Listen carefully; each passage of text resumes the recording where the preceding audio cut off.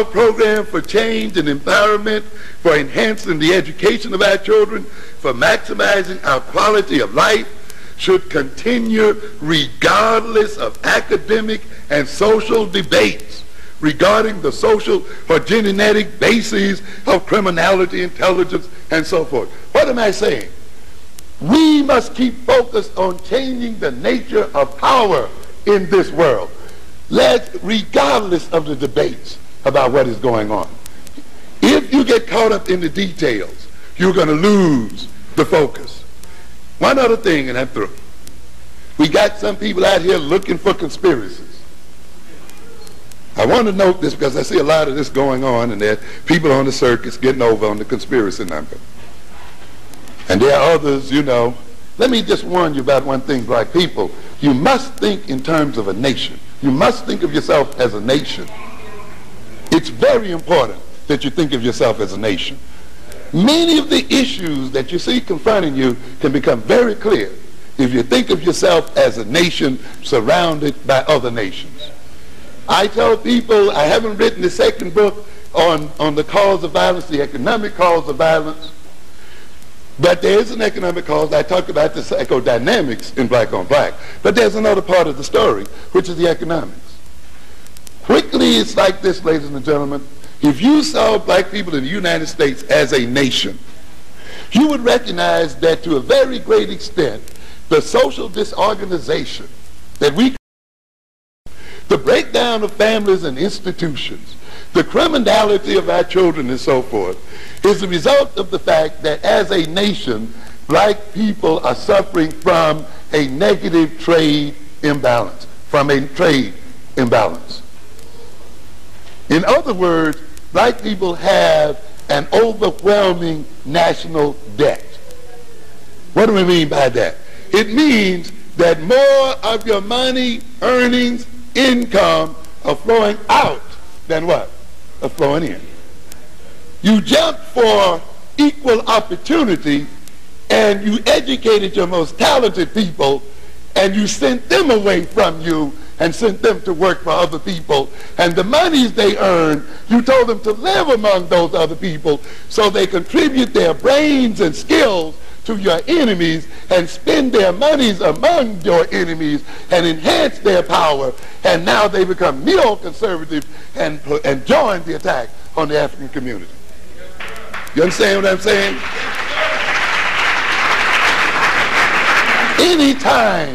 Anytime a nation buys more than it sells, anytime that a nation ships its wealth out in great bundles, anytime a nation lets other alien groups, Arabs, Koreans, and others, and whites, come into its midst and take its money out, and then let the drug dealers scrape up the rest and take that money out, their institutions are going to collapse on their heads.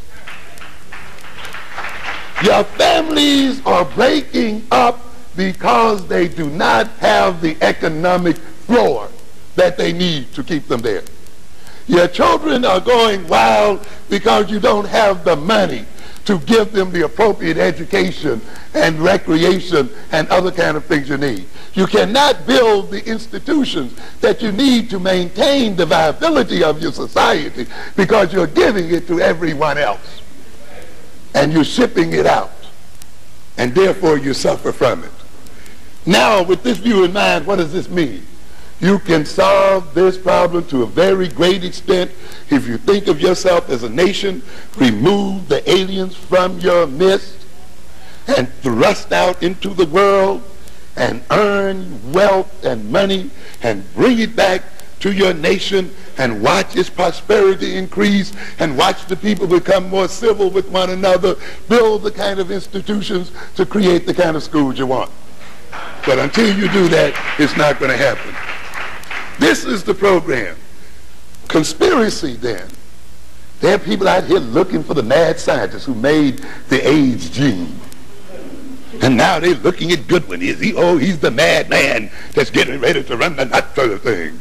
And there are others who are in the government huddling around. Screw all that.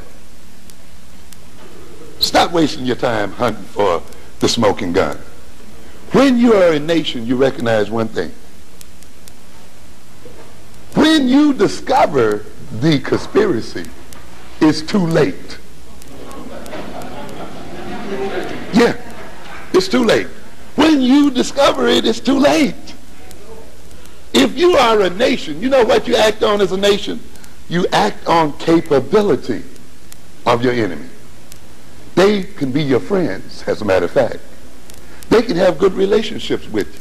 But the moment they develop the capacity to destroy you, you don't worry about whether they hate you or love you or they're conspiring against you.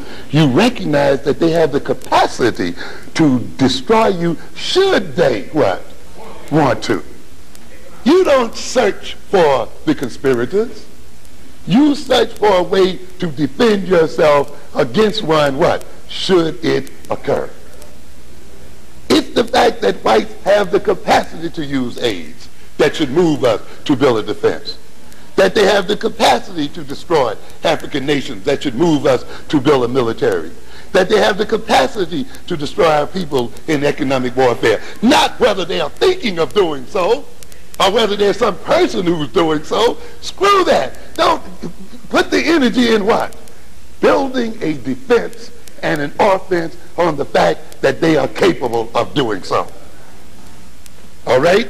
It's necessary. So, ladies and gentlemen, our eyes, we should do what?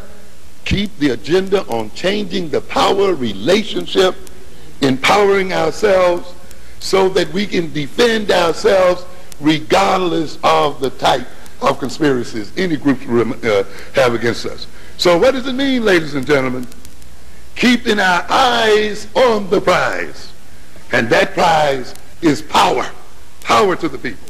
Thank you very much.